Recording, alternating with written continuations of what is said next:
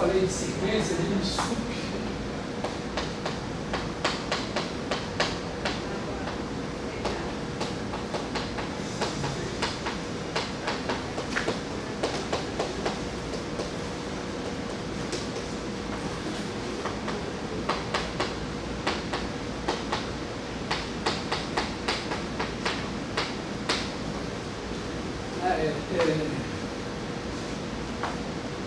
Definição existem definições tecnicamente complicadas, mas é o seguinte: você pega uma sequência xn em R. Supõe que se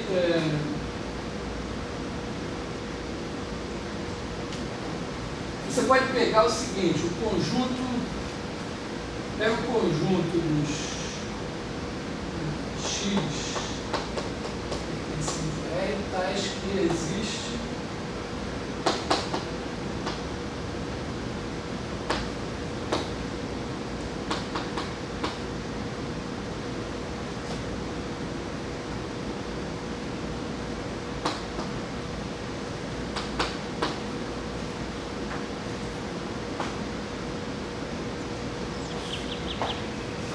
os quais tem uma subsequência convergindo para ele. Esse conjunto aqui, vamos chamar de x.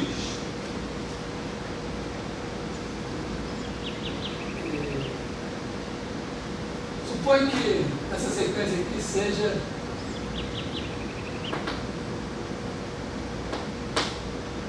limitada.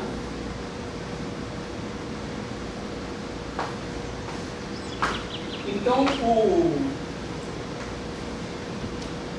supremo desse conjunto, então o lim sup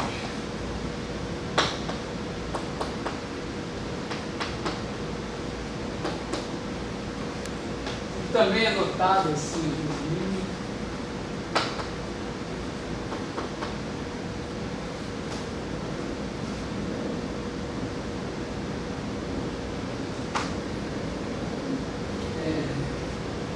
na verdade, isso aqui é o máximo de x.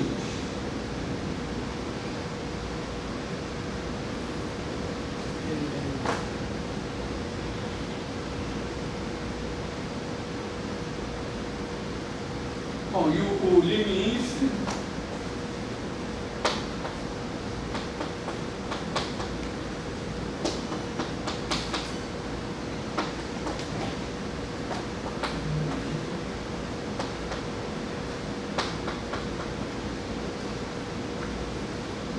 tem a sequência limitada tem vários possíveis pontos que são limites de subsequência, chamados pontos de acumulação da sequência. Então, o maior deles é o lim sup e o menor é o lim inf.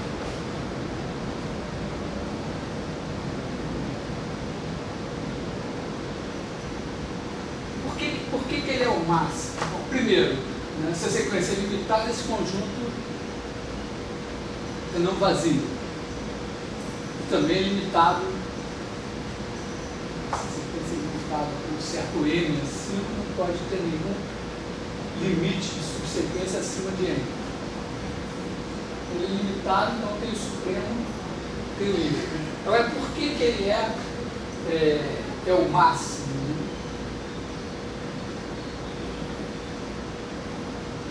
Imagina se,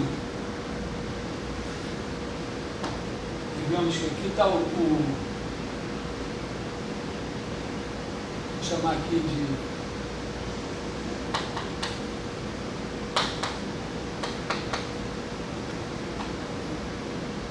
então, para todo epsilon que você der,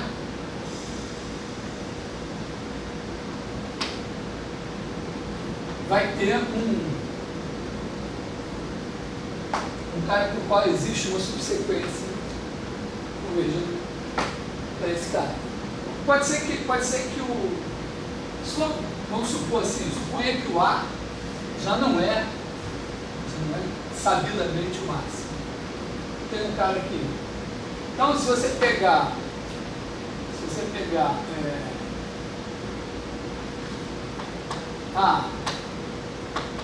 A menos 1, tem aqui um x1 barra, que é limite de uma sequência. Então, se você pegar esse x1 barra, tem, vamos botar aqui uma margem de erro também de 1.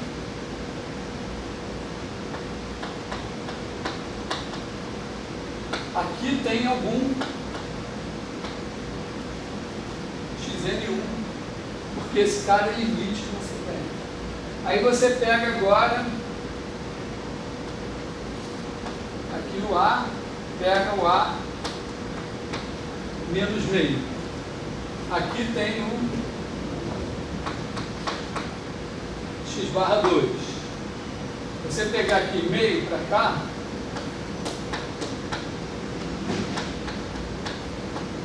vai ter aqui um xn2.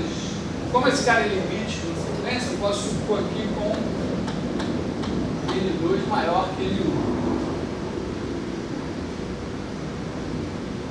Se acima de n1 todo mundo está assim longe do x2 barra, não seria limite. E assim você vai, aí você constrói a sequência xn1, xn2, aqui mesma coisa com A menos 1/3, etc.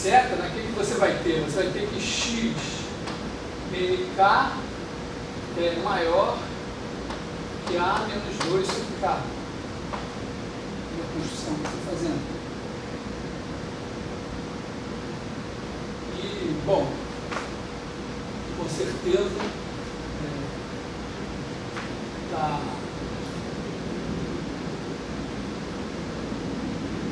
também abaixo de... Claro que também esse cara daqui eu botei aqui. Só frisei o lado de cá, né? Mas também você pode botar aqui também. Então, aqui.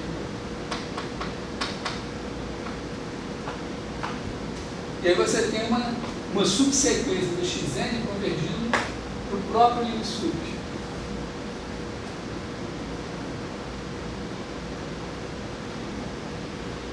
Então isso é o caso limitado.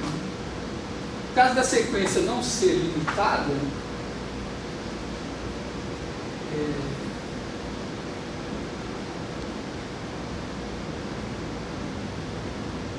na verdade você pode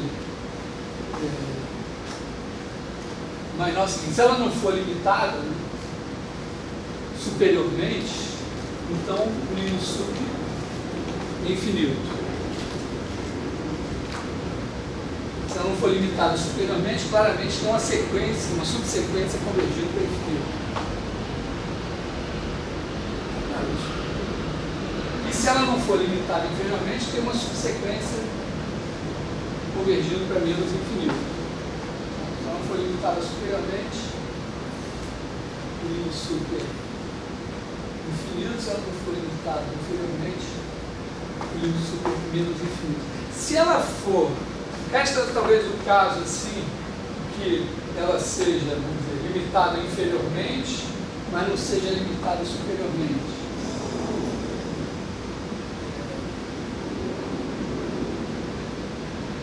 A gente pode, de qualquer maneira, a gente pode dizer, a gente pode sempre colocar esse cara daqui, né, nesse sheet. Você pode colocar isso assim,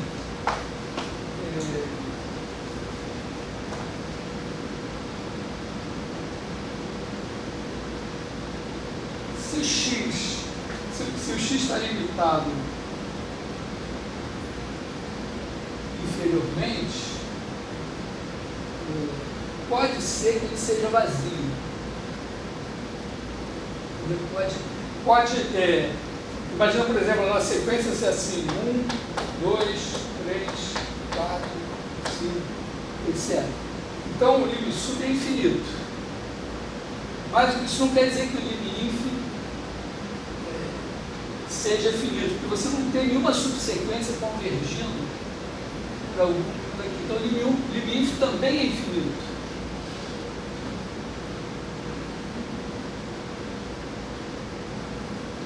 E uma coisa, se ela for limitada superiormente, pode ser, mas não for limitada inferiormente, então o lim inf é menos infinito e o lim sub é, porque é o seguinte, só uma observação, o sub do vazio, quem é o sub do vazio? O sub é a menor das cotas superiores. Tá? Agora, todo mundo é cota superior do vazio. Para todo número real, ele é maior que todo elemento vazio. Então, todo mundo é cota superior do vazio. Então, o sub do vazio é menos infinito. E o inf do vazio é mais infinito. Uma coisa esdrúxula. O sub é menor que o inf.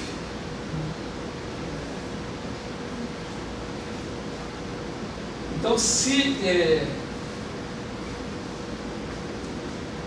eu não posso definir diretamente o lim sub nesse caso, dizendo que ele é, no caso desse x ser vazio, dizer que um é menos infinito, outro é mais infinito, porque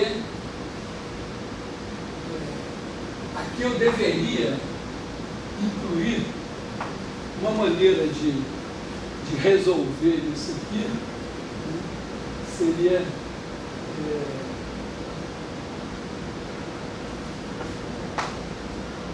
dizer ó, que aqui pode ser que tenha o mais infinito. Se o mais infinito estiver aqui, então ele é o lim sub. Se o menos infinito estiver aqui, ele é o lim inf.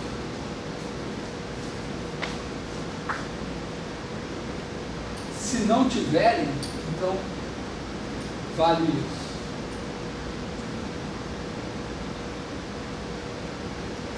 Tem uma definição, mas deu para entender, eu quero entender essa definição assim, eu acho que você olha e consegue entender o que está acontecendo. Você olha para a sequência e procura uma subsequência convergindo para o maior lugar que você puder. Esse maior lugar é o lim sub. Procura uma convergindo para o menor lugar que você puder, esse menor lugar é o lim inf. Se só tiver um, ele é o limite da sequência. Se esse x aqui só tiver um ponto, esse ponto é o limite.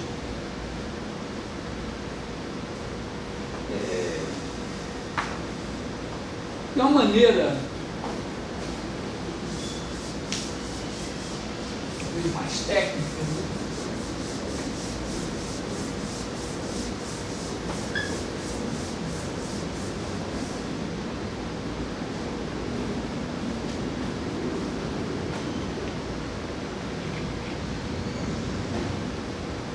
Pega para cada, pega uma xn,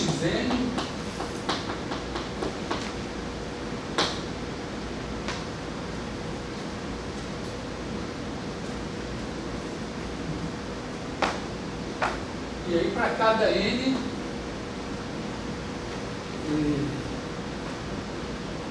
você olha para o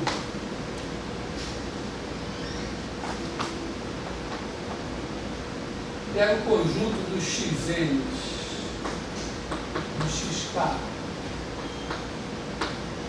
k maior ou igual a n,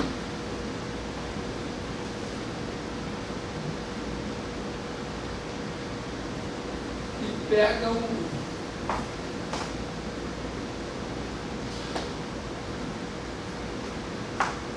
sub nesse caso.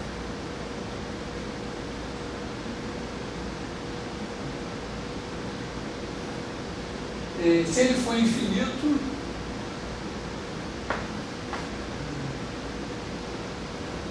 pega o sub desse cara. Então o que você pegou? Pegou os caras lá em cima do xk. Pode ser que esse cara seja infinito. Se não for, pega ele. Pode ser que esse cara, ó, esse sup, seja um cara muito grande. Muito grande no seguinte sentido. Pode ser que a sua sequência não esteja realmente, não tenha uma subsequência convergente para esse cara. Mas aí ele vai estar isolado, está aqui. Aí você pega o próximo, se ele estiver isolado, ele sumiu. Ele, vamos dizer, próximo não, mas em algum momento você vai chegar nesse cara daqui. E nos próximos esse cara já não, vamos dizer, digamos que esse cara daqui seja um X J aqui. Quando você pegar o J, você vai pegar o sup, vamos dizer, o J mais 1, sup dos XK, então K maior ou igual a J mais 1, esse XJ já não entrou aqui, ele saiu fora. Então, se ele for um ponto isolado lá em cima, ele vai desaparecer essa altura. O fato é o seguinte, é claro que essa sequência aqui é decrescente. Vou chamar esse cara daqui de x barra n. Essa sequência é decrescente. Você pegou um conjunto, no n mais 1 você já vai excluir um cara. Esse conjunto vai pegar um conjunto cada vez menor. Então, se você pegar o if,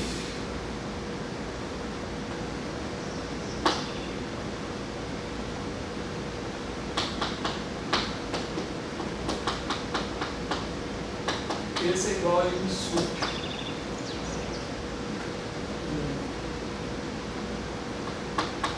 de xn. Não por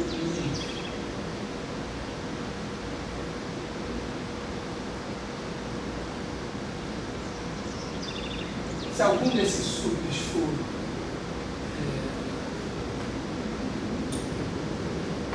for infinito, o limite sup já é infinito. Bom, mas pensa isso, a sequência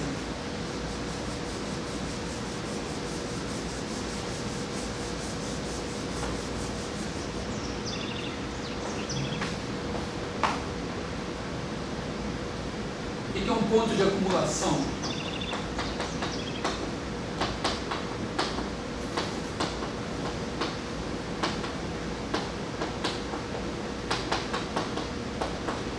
Vamos dizer, x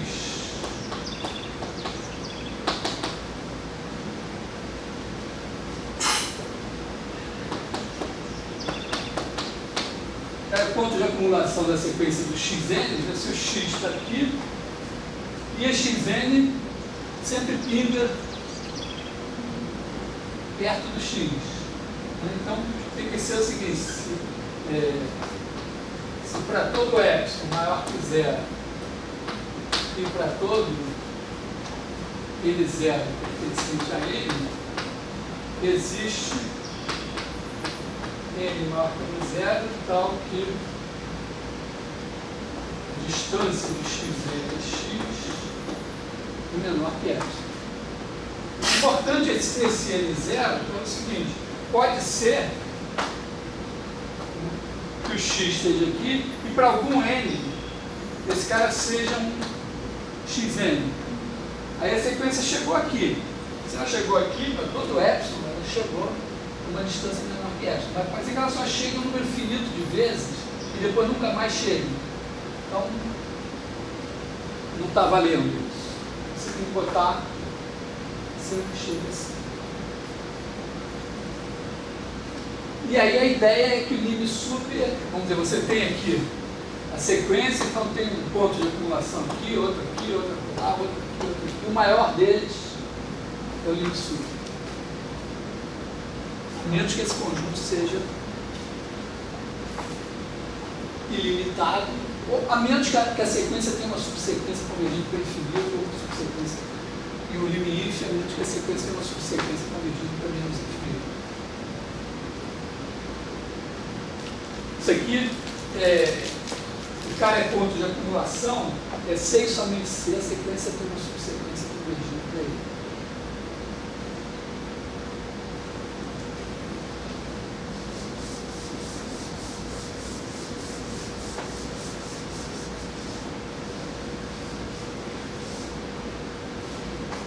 Isso tem uma importância assim, teórica. Às vezes você tem uma situação em que a sequência pode não ter um limite, mas para os efeitos práticos de uma definição, o limite sub funciona. O limite. Tem falado de umas coisinhas prosaicas, eu não falei, mas limite da soma, limite do produto, limite dessas coisas assim, provar algumas coisas, né? Operações.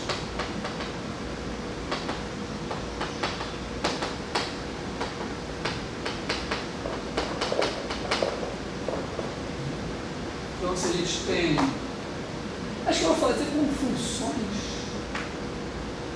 demonstrações são iguais para funções da sequência, vamos botar assim. X tem a f de x igual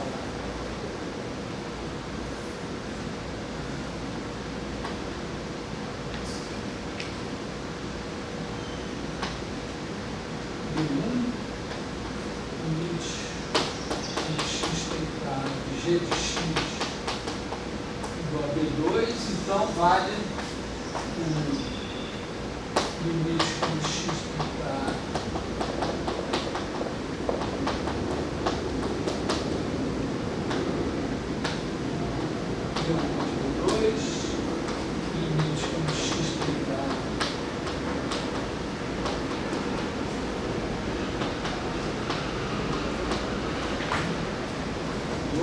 bom, a diferença eu vou fazer.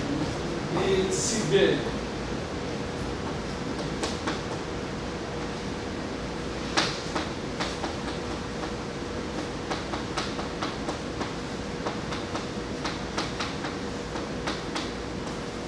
vai ter um asterisco no nosso contrato, vai estar escrito letra de miúdos lá embaixo, já explico. Só para garantir que a gente sabe fazer isso, né?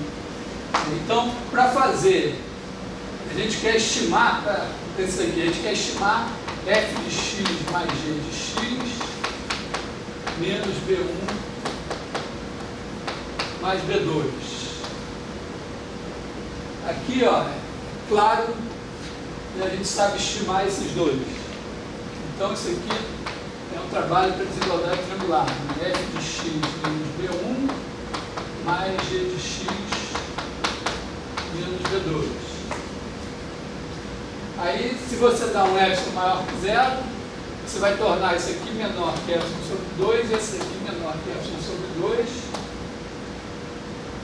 Bom, para isso você tem aqui um delta 1 e para cá você tem um delta 2. Então você toma delta mínimo de delta 1 e delta 2. O delta 1, então, x menos a menor que delta vai implicar menor que delta 1 vai implicar isso. Menor que delta 2 vai implicar isso e aí vai implicar isso aqui menor que epsilon. O B1, B2,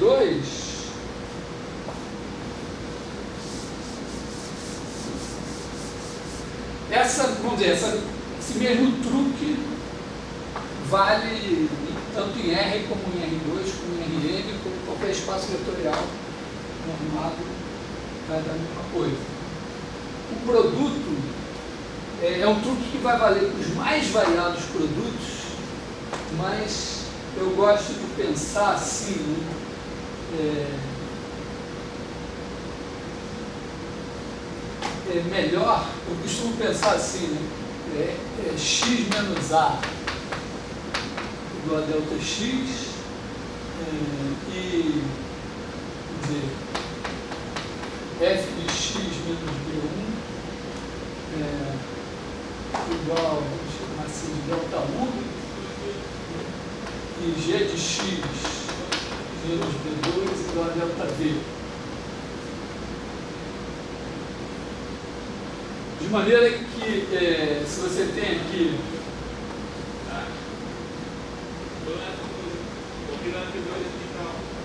o f de x, isso aqui é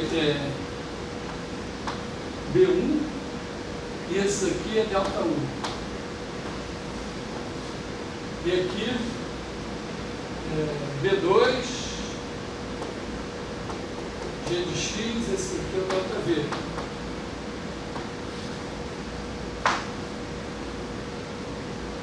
É mais fácil de ver assim, não importa se o delta U e o delta v são positivos ou negativos, importa a álgebra que vai resultar daquilo.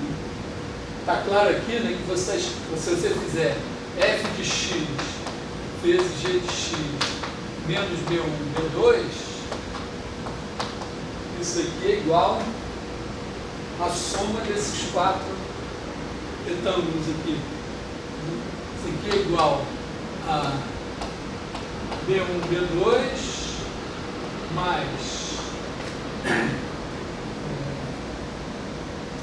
b1 delta v mais b2 delta U mais delta U delta v.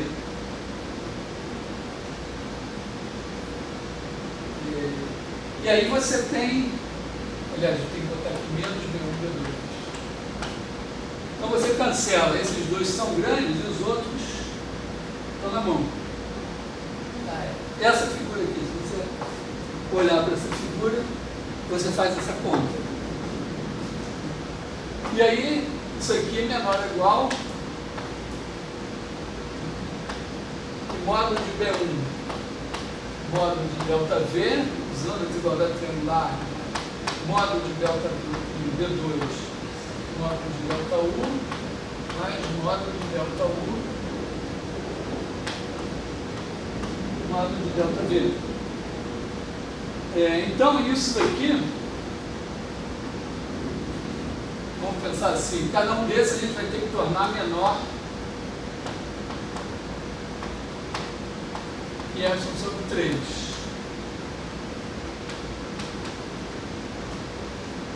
Então, aqui, né, a gente pega, existe delta 1, tal que... Aqui é o delta V que a gente estima, né? X menos delta 1 menor, x menos A menor que delta 1 implica o quê? O delta V é g de x menos B2. Então implica que g de x menos B2 é menor. Bom, eu preciso que epsilon sobre 3 sobre B1, né?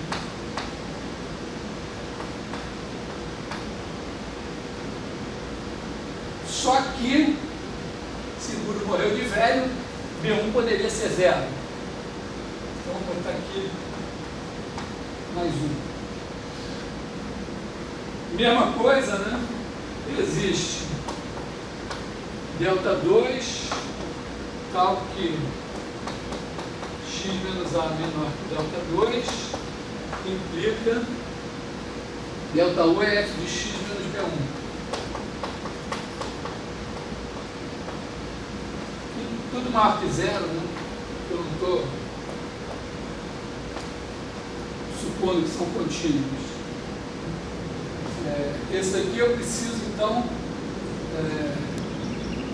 epsilon sobre 3 norma de B2. E boto mais um, no caso desse bicho aqui, ser 0. E falta esse daqui, né?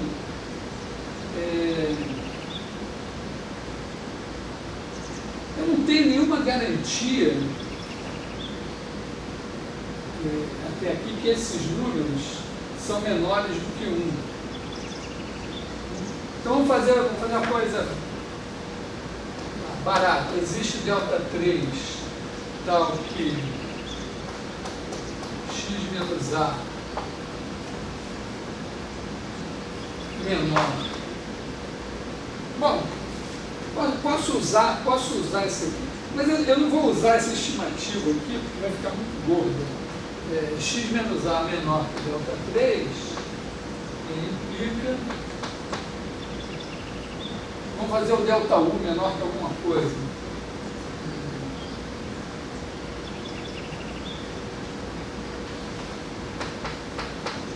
F de x menos B1 menor que 1. Porque esse ΔU eu preciso estimar, eu vou estimar ele como 1. E existe ΔJ tal que x menos a menor que ΔJ implica g de x menos B2 menor que f sobre 3.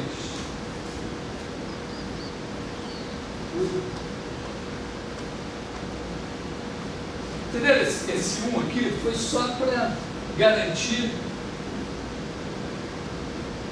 que esse daqui é menor que 1, então esse produto é menor que ΔV e esse é menor que f sobre 3.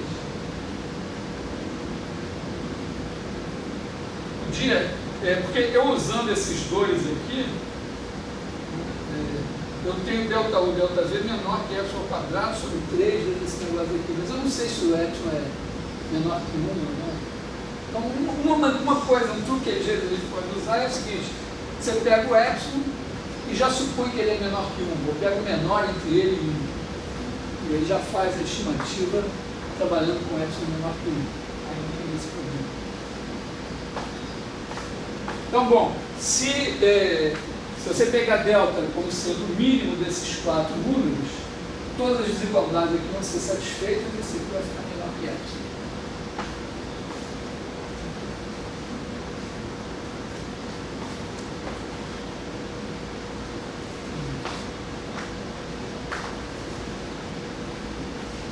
Bom, vamos ver o caso. Repara que essa demonstração só depende de duas coisas, né? Desigualdade triangular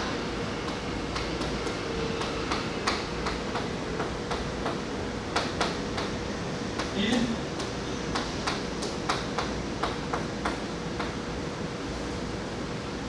então isso vale para essa mesma demonstração, vale para produto escalar, produto vetorial. E você colocando uma norma adequada nas matrizes, vale para produtos de matrizes, vale para praticamente todos os produtos razoáveis.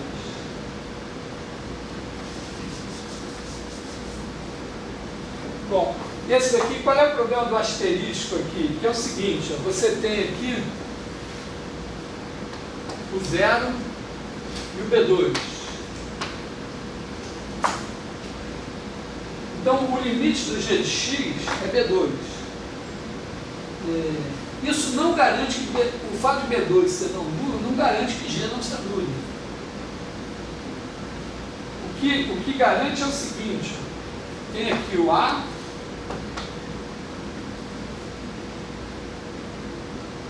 e aí você pode dizer o seguinte: bom, pode aqui pega B2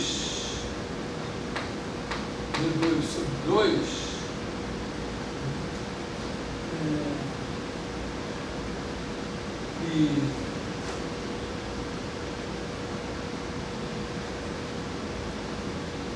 Bom, B2 sobre 2 e aqui B2, vamos botar assim, norma de B2 sobre 2 mais B2 menos norma de B2 sobre 2. Que aí dá para o caso positivo e para o caso negativo. Então, o que você pode garantir é o seguinte, é que existe um ΔU, tal que se o x cair aqui, o f de x Tá, é aqui, portanto, é não nulo. Tá, então, esse limite aqui tem que ser entendido assim. Essa função está definida para x suficientemente próximo de A. Eventualmente diferente de A. E aí, estando definida, a gente pode começar a pensar. Então, a primeira, esse ΔI, existe ΔI, tal que x menos A maior que 0 menor que ΔI, implica norma de f de x maior que norma de B2 sobre 2. Portanto, não muda. Aí agora, norma de f de x, não, norma de g de x. Agora é só, vamos dizer, mostrar que o limite, quando x tende a A de 1 sobre g de x, é igual a 1 sobre B2. Tomando já delta menor que ΔI. Então você tem que fazer o quê? Você tem que fazer 1 sobre g de x menos 1 sobre B2. Escrever isso aqui, né? B2 menos g de x sobre B2 g de x. Isso aqui é igual a 1 sobre norma de B2, norma de g de x, g de x menos B2. Agora, ó, o g de x é maior que B2 sobre 2. Então, 1 sobre g de x é menor que 2 sobre B2. Isso aqui é menor que 2 sobre norma de B2 ao quadrado g de x menos B2. E supondo que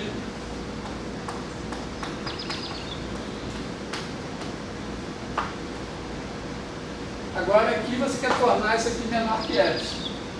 Então você só precisa, existe um ΔI, tal que 0 menor que x menos A menor que ΔI implica g de x menos B2 menor que epsilon norma de B2 ao quadrado sobre 2.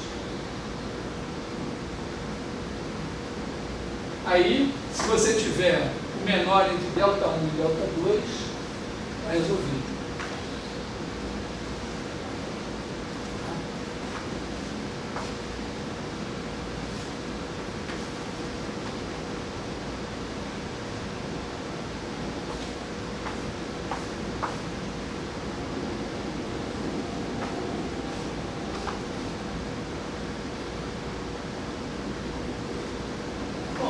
Limite da composta também, né? Só nesse limite aí, naquele comentário ali, ela não pode ficar alternando entre o B2 e a g de x? Não, ela pode ficar alternando. Está aqui o B2, ela pode ficar aqui. Mas ela está daqui para cá. Ela não chega no zero e ainda você usa isso primeiro. Por que eu não botei? Eu podia ter dito, ó, podia ter tomado até aqui, né? Legal? Podia ter garantido o ΔI aqui, mas esse ΔI não ia me dar essa estimativa aqui. Então, na verdade, eu matei, ao tomar aqui esse cara daqui, em vez de fazer só diferente do zero, fazer um pouquinho longe do zero, eu matei duas coisas numa caixa d'água. Eu já preparei essa estimativa aqui. Eu poderia tomar a estimativa como se fosse o inverso do módulo de B2. O módulo de g de x é maior que o inverso do módulo de B2. Aí sim, um delta. Não, porque não é verdade. Olha só, está aqui o B2. Eu só sei que o G de X está por aqui. Ele tanto pode estar do lado de cá, como do lado de cá.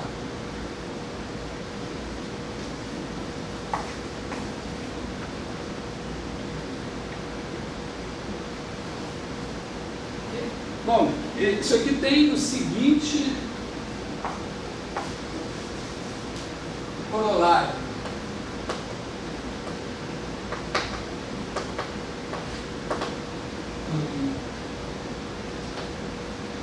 Se P e Q são polinômios,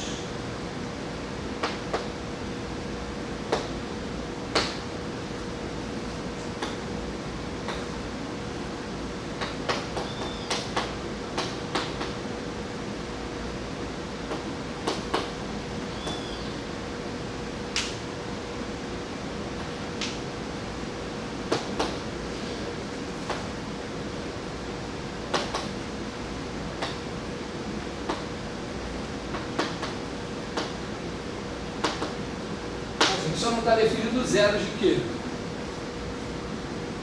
Mas como a função identidade que leva x em x, obviamente é uma função contínua, dá um epsilon, todo o mesmo delta igual a epsilon. Então, x é contínua, x2, x3, x4, x5 são constantes, são todas contínuas. Um polinômio é feita com somas e produtos de funções assim. Quando você pega outro quociente, pega um outro polinômio, você faz o quociente, então já tem isso. Tem um resultado que é o seguinte, outra proposição. Se limite quando x tende a de f de x do AB e g é contínuo,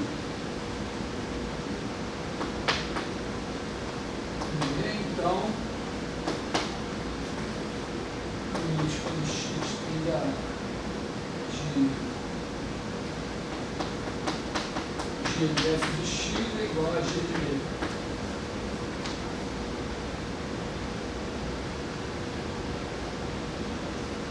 O que eu preciso da continuidade é o seguinte, porque está aqui o A, está aqui o B, está aqui o F de B. Então, como é que funciona a demonstração? Eu dou um epsilon, quero fazer o negócio cair aqui dentro. Então, existe um delta 1 que me leva para cá. E existe um delta 2, um delta aqui, e traz para cá. Só que, quando esse cara me traz para cá, ele pode me levar em B. Se o limite de F em B for um valor diferente de F em B, os caras que caírem aqui em B vão cair aqui fora. Então, ou você garante que aliás, aqui é G.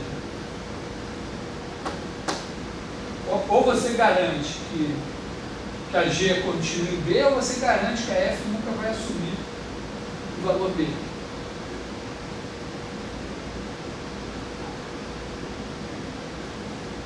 Por isso essa observação. Então, na verdade, né, a gente está dizendo que a gente pode fazer as operações usuais com funções contínuas e pode compor funções contínuas. Esse aqui é uma função contínua. Tem um resultado importante que a inversa de função contínua é contínua.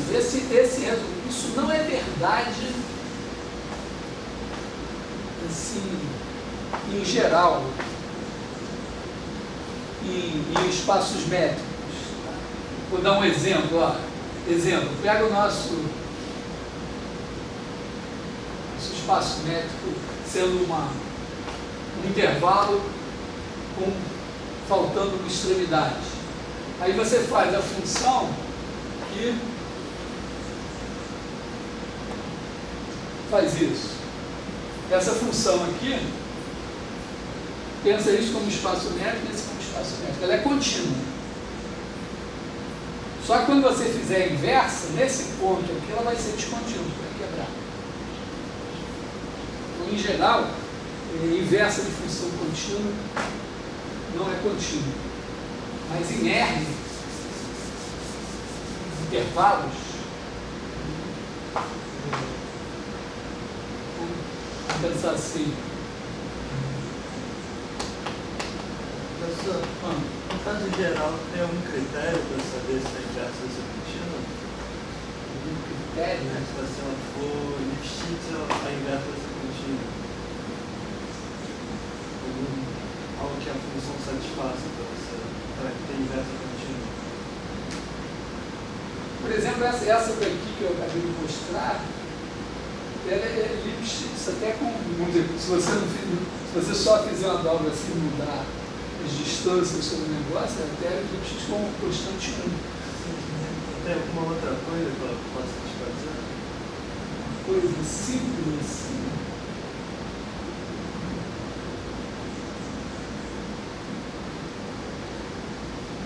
Não sei, não me ocorre um critério geral.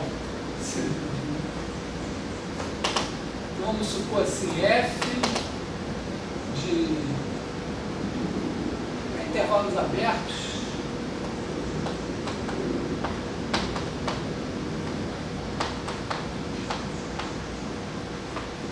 bijeção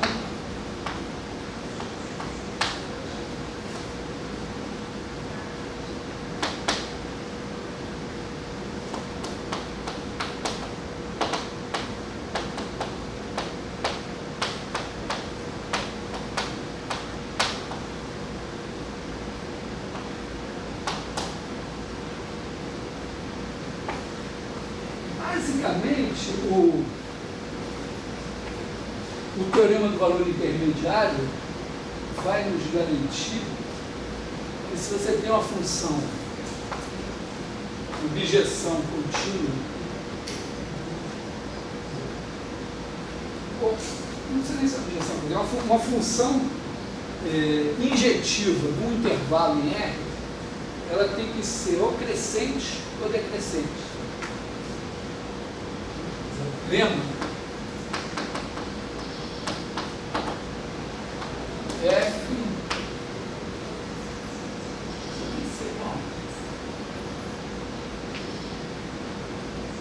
está assim, aberto, fechado seria mais simples. F de AB em R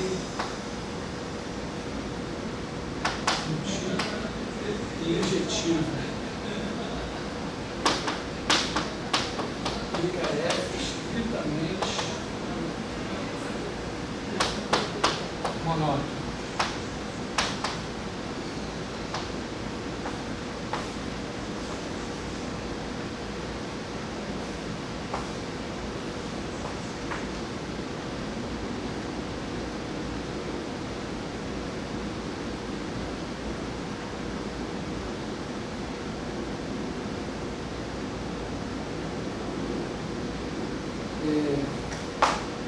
Fazer a figura, talvez tenha uma certa burocracia para demonstrar esse negócio, mas figura deve ser muito clara, né?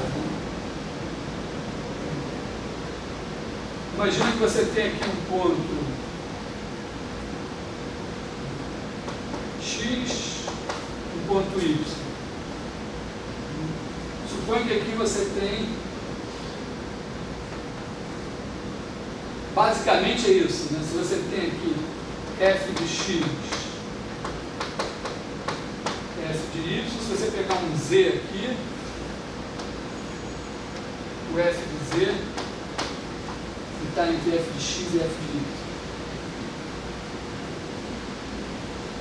Então é isso, se z está entre x e y, f de z está entre f de x e f de y.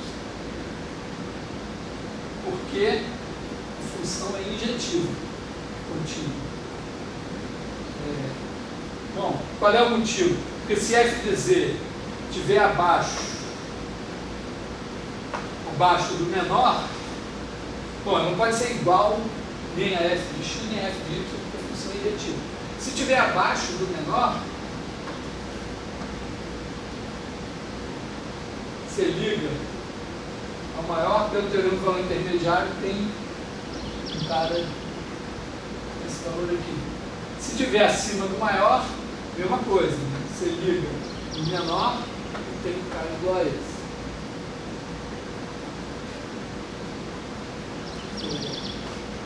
Aí, então digamos que você tem x e y e vamos fazer esse caso aqui, f de x menor que f de y.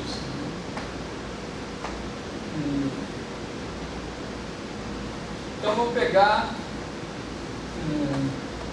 Z1 e Z2. Se os dois estão entre x e y, bom, primeiro o f do Z1 está entre esses dois aqui. Digamos que o Z1 é menor. Consequentemente, o f do Z2 está entre esses dois aqui e mantém desigualdade. Se o Z1 estiver aqui e o Z2 aqui, então o f de x vai estar entre f de Z1 e f de Z2. Primeiro o f de x vai estar entre f de Z1 e f de y. Então, f de Z1 está abaixo de f de x. E o f de Z2 está entre f de x e f de y. Então, sim, vai desigualdade. A mesma coisa lá. Então, eventualmente, separando em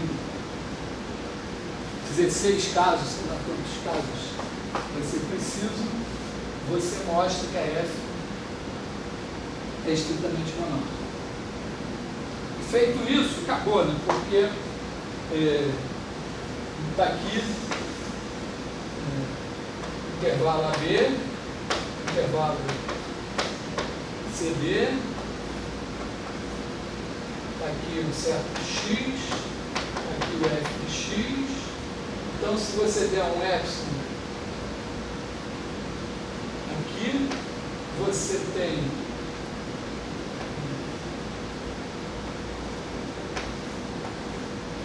isso aqui, você sabe que você tem esse delta. Se você der, agora, especificamente, se você der um epsilon aqui, você sobe aqui, pega o menor desses dois caras e esse intervalo é jogado aqui dentro da inversa. Então, quer dizer, com o lema, você mostra a proposição. Que é, olha só, pode não parecer, é um resultado mais ou menos óbvio aqui, né? Vai dar um certo trabalho, mas é óbvio.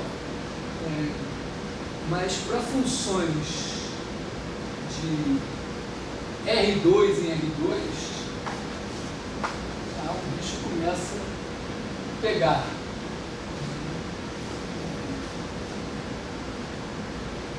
Função. Se você pegar um conexo, porque aqui onde eu botei o intervalo aberto, podia ser fechado, semi-aberto e tal. E em R2 já não é evidente que isso vai funcionar. Aquele exemplo que eu fiz em R, né, você poderia ter uma coisa da mesma categoria, né? Pegar um retângulo assim, fechado aqui, aberto nas laterais e fazer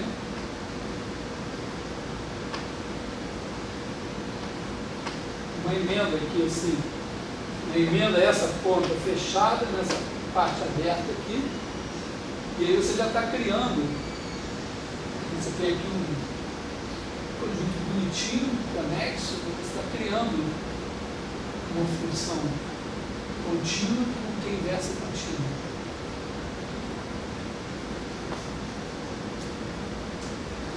Bom, o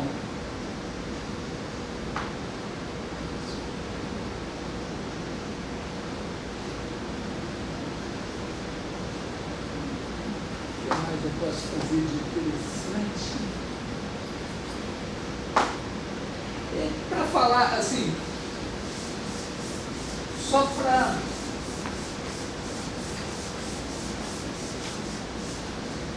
adiantar a nossa vida.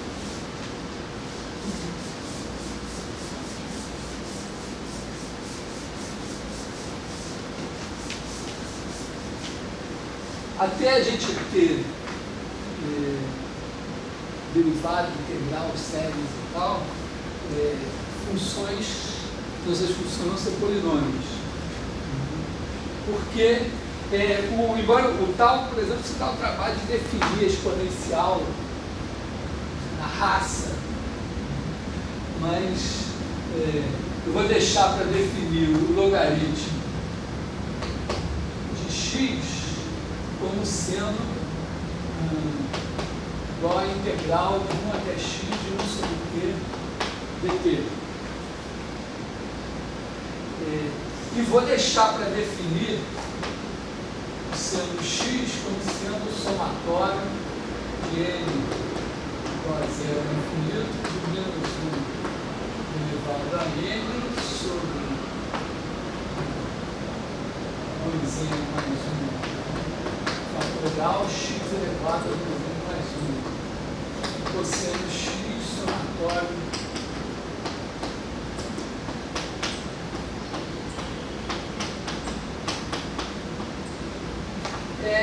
aqui a gente pode definir a exponencial como inverso do logaritmo ou definir e elevado a x, dizer assim, esp de x, como sendo somatório de n igual a 0, infinito de xn sobre n fatorial. O que significa que somar séries vai ser uma coisa crucial para a gente. Então, eu posso fazer exponencial assim, definir o logaritmo como inverso, ou definir o logaritmo assim, e exponencial como inverso. Claro que tem uma forte relação entre essas séries e as derivadas. Então, por exemplo, no caso da exponencial, do logaritmo, no caso da exponencial, a gente pode adivinhar essa série assim, sabendo que essa série vai ser dada, os coeficientes da série vão ser dados pelas derivadas sucessivas da função. Então você vai na derivada, você pensa assim, bom, pega a elevado a x, supondo que você tem a função a elevado a x, né, e tenta derivar, então você faz a elevado a x mais h menos a elevado a x sobre h, isso dá a elevado a x, a elevado a h menos 1 sobre h, e aí esse limite aqui depende de a, mas vai ser, isso tem uma certa constante, k índice a. Então a derivada de a elevado a x vai ser um k índice a vezes o próprio a elevado a x. Então você pode dizer, bom, eu vou querer exponencial, o número e vai ser um número tal que esse negócio aqui dá 1. De pensar. A partir daí você adivinha essa função, essa exponencial. Já o seno e o cosseno, vou só fazer que é uma coisa que me incomoda um pouco. É o seguinte, quando a gente faz derivadas de seno e cosseno, elas repousam sobre o limite quando x tende a 0 de seno x sobre x igual a 1. O que costuma ser demonstrado, é a única coisa, o único reparo que eu tenho no livro do Rampo, costuma ser demonstrado assim, né? Você pega essas três áreas aqui e bota o raio 1 aqui. Então você tem esse triângulo aqui, seno x cosseno x sobre 2 é a área do menor.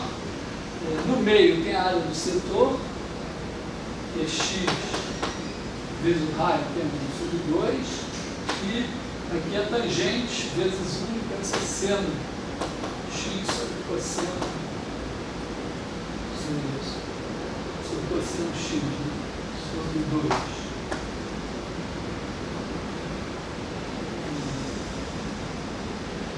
Então, se você tem, então, corpos 2, né, e aí você tem x menor que seno x sobre cosseno x, e aqui você tem isso aqui, seno x sobre x menor que 1 sobre cosseno x. Aqui faltou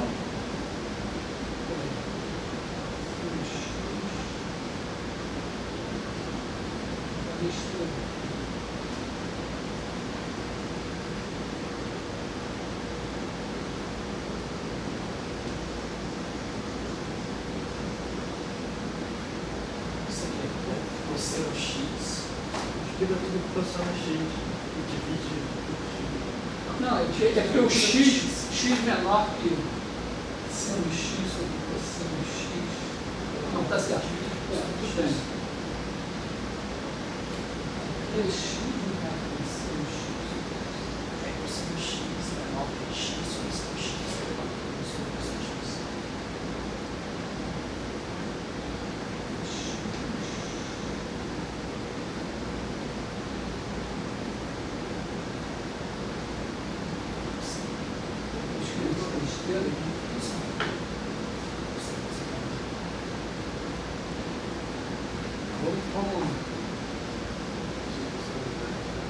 Vamos dividir por cosseno x.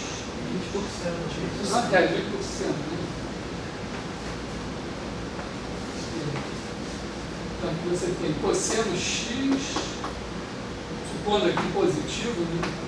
X sobre seno x menor que 1 sobre cosseno x. E aí, esse negócio aqui tende a 1.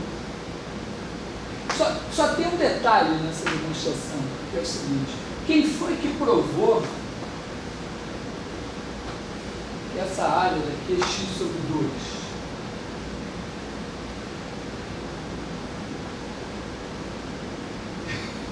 Entendeu? Repousa sobre o resultado que a gente aprendeu no colégio, que jamais foi demonstrado. E cuja demonstração, eu diria, é equivalente a isso aqui. Então, eu vou descer lá no Arquimedes. O Arquimedes, quando fez lá o Arquimedes foi o cara que mostrou que o Arquimedes enuncia o seguinte fato, né? A área de circunferência é igual à área de um triângulo retângulo, onde esse comprimento, vamos chamar aqui de L, o comprimento de circunferência, L, R, essas duas áreas são iguais.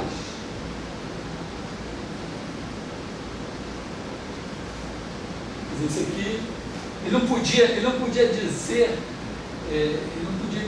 que é igual a πr2, ele não pode multiplicar grandezas que eventualmente não são números. Os gregos esbarraram nesse problema, que as demonstrações deles tinham uma certa geometria sempre envolvida. Mas o Arquimedes, para provar essas coisas sobre círculos e tal, ele parte de um resultado básico que essencialmente é o seguinte: se você tiver dois polígonos, ele enuncia num caso um pouco mais particular.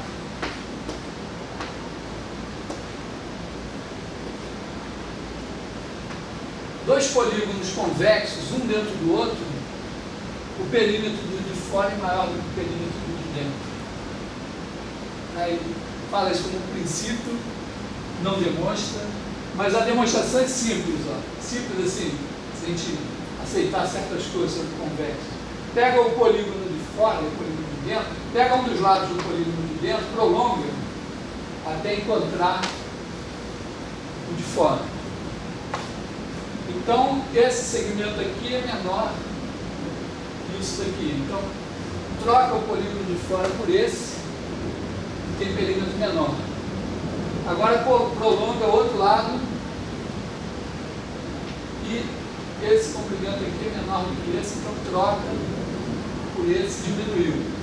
Agora, prolonga aqui, troca por esse, diminuiu, prolonga aqui.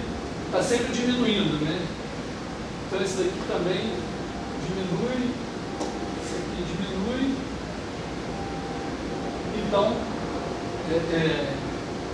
no fim, você ficou com esse. Então você foi diminuindo o perímetro do polígono de fora até ficar com o perímetro de dentro.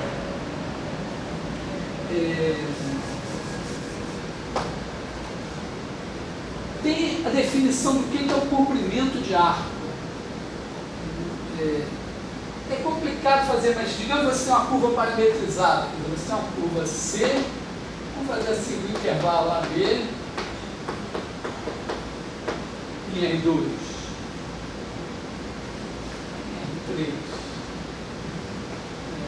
Pode ser em RN, pode ser. O que é o comprimento de C? Você pega qualquer partição do intervalo AB. Uma partição é uma coisa assim, você tem A igual a 0, menor que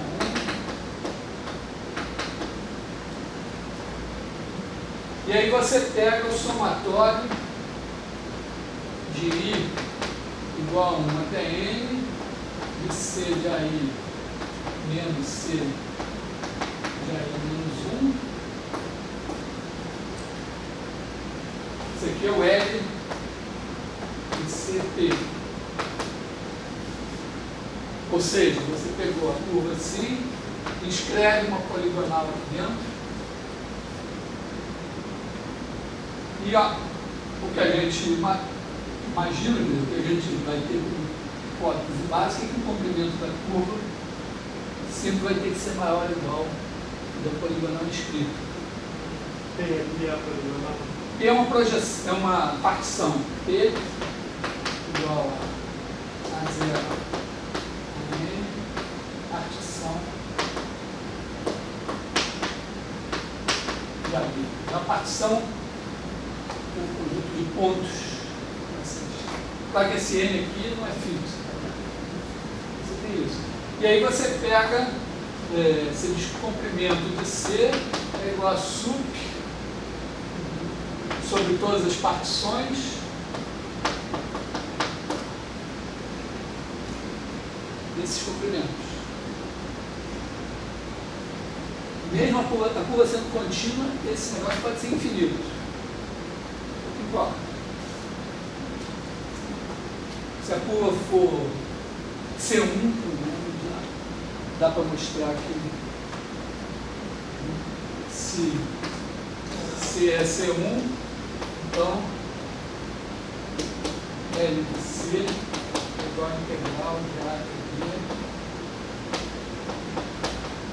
Nesse argumento a curva não poderia ter inflexões também, né? Não, pode ter aproximaria por fora. Não, mas não importa.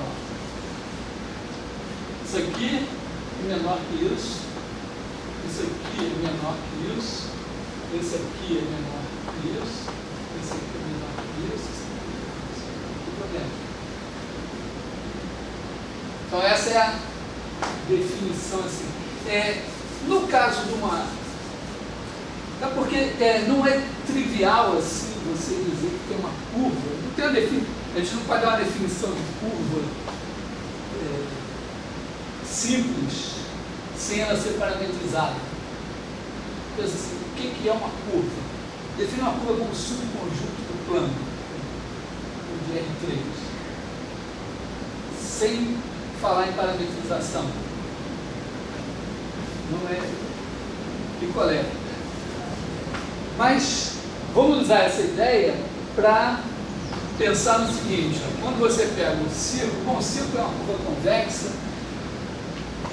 dá para imaginar que aqui está tudo bem, a gente sabe o que está falando. Então você tem polígonos inscritos, então o comprimento de arco no círculo, se você tiver um pedaço, um arquinho aqui assim, né, esse comprimento aqui, você pega, escreve poligonais aqui, e o supremo dessas poligonais é o comprimento.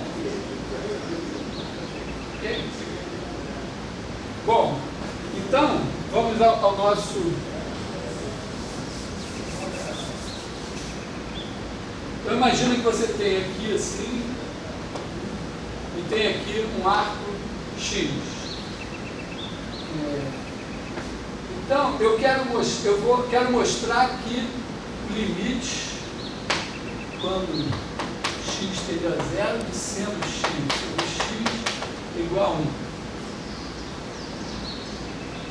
Vou fazer o seguinte, eu tenho aqui esse arco, vou duplicar o arco para cá. Esse comprimento aqui é 1. Então aqui é seno x, aqui é seno x. Aqui é x, aqui é x. E agora, ó, bota aqui a tangente x, tangente x. Então, com certeza, tem o seguinte, ó, qualquer, vamos dizer, 2x, que é esse o comprimento desse arco aqui, qualquer poligonal que eu escrever nele, se você escrever uma poligonal assim, ela vai ficar menor que 2 vezes a tangente. Você vai ter o arco assim, ó, você vai ter essas duas retas aqui, e aí qualquer outra coisa aqui, ó, essa poligonal aqui está dentro dessa. Então 2x é menor que 2 vezes tangente x, pelo princípio que eu enunciei. Por quê? Porque ele é o supremo dessas poligonais. E todas essas poligonais são menores que a tangente, posso colocar menor ou igual, precaução. E ao mesmo tempo, 2 seno x é o comprimento de uma poligonal inscrita aqui. Então isso aqui é menor ou igual que 2x. Então agora eu tenho seno x menor que x, menor que seno x sobre cosseno x.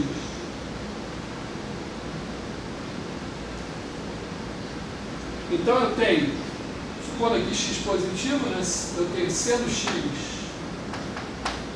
sobre x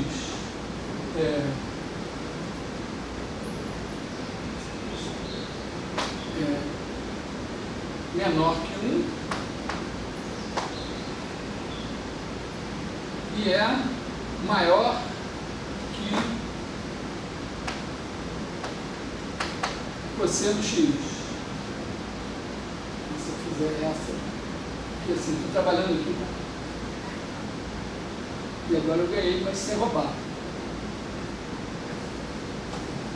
Você até ter roubado um pouco, mas eu fui lá nos primórdios. Então, é claro que no curso de análise isso não está valendo, mas se você for dar aula de cálculo, demonstrar esse vídeo, demonstra assim e não roubando. Isso não está valendo, mas o que nós vamos fazer? O que está na nossa trajetória? É compreender a partir desse limite que que o seno e o cosseno tem que ter aquelas derivadas que eles têm e tem que ter aquela série do Taylor que eles têm. Então, nós vamos usar, a minha ideia é definir,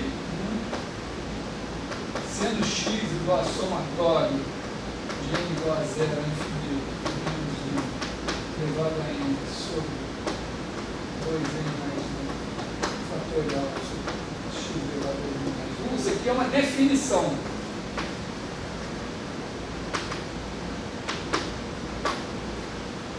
E a partir dessa definição tem que provar todas as coisas.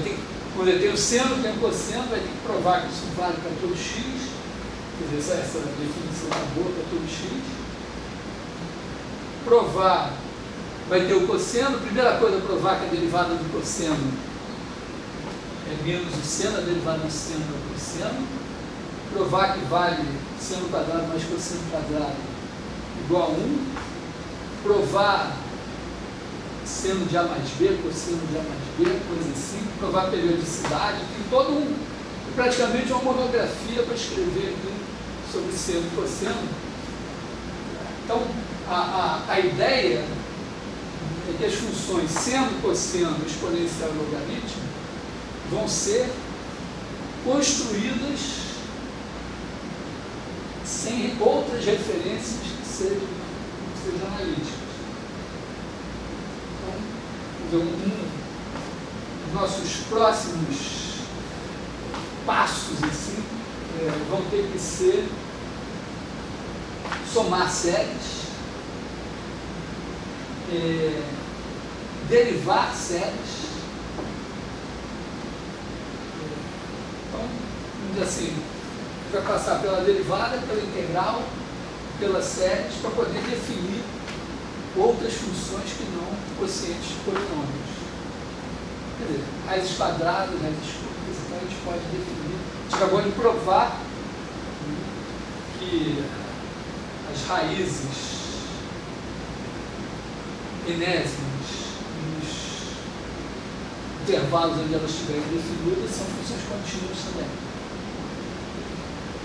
Então a gente vai andar na direção das derivadas, das integrais e da construção de funções a partir daí. Provar algumas coisas. Até com relação ao espaço de métodos, na convergência de série de potência, a gente vai ter a convergência uniforme, vai ser uma coisa importante. A gente vai usar muito, se você pegar vamos chamar de E igual ao espaço das funções f de AB em F contínuo. Como a gente sabe agora que a soma de funções contínuas é contínua e que o produto de funções contínuas é contínuo, e que as constantes são contínuas, então isso aqui é um espaço vetorial. E toda função contínua é limitada. Então a gente pode definir a norma de f sendo o máximo de f de x pertencente a B. Isso vai satisfazer trivialmente as propriedades de norma. E aí a gente vai ter uma distância que é a seguinte, né? Você tem uma função aqui. O que é a bola de raio F e centro F? É pegar aqui uma faixinha,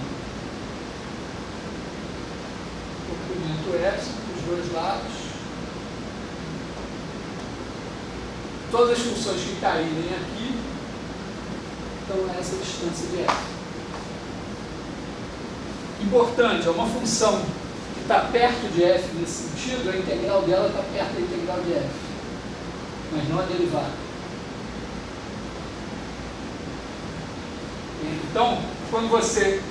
o que é a ideia? Você faz uma função assim, você está dizendo que f de x é igual ao limite, quando n é infinito, de fn de x Fn é a soma parcial, que é um polinômio. O polinômio é tudo de bom. A gente sabe derivar, sabe integrar, sabe tudo. Só tem um problema. Essa convergência aqui, primeiro a gente tem que mostrar e ver se ela é uniforme assim. Se ela for uniforme assim, e é em intervalos limitados, as integrais estão convergidas, mas as derivadas não necessariamente. Mas é verdade. Isso aqui vai ser verdade. Quando uma função de uma série de potências, você pode derivar termo a termo. Isso é um teorema que a gente vai... É um teorema que é consequência do seguinte princípio físico. Se dois carros saem, quer dizer, andam pela mesma estrada e saem próximos e andam com velocidades próximas, depois de um certo tempo eles estão próximos, mas esse próximo, quer dizer, como é que você estima a diferença deles? Eles andaram daqui até aqui um certo tempo T. Então você tem uma distância inicial D e tem uma diferença de velocidade, vamos chamar assim, de W. Então eles tinham já a diferença D e no tempo T eles acumulam uma eventual diferença W vezes T. Isso aqui é a estimativa da distância entre eles no tempo T. Isso é um teorema. Vamos dizer, é um teorema. É o princípio que vai garantir que você vai poder derivar termo a termo a série de potências. Então, esses são os nossos próximos passos. Eu não vou dar aula quarta-feira porque estamos na semana de iniciação científica, eu tenho alunos aqui que eu trabalho quarta de manhã. Sexta é nossa prova. Você vai mandar por e-mail a prova? Provavelmente, eu acho que tem ideia. Eu acho que eu vou mandar a prova por e-mail na sexta de manhã e receber na segunda. Mais um fim de semana de diversão.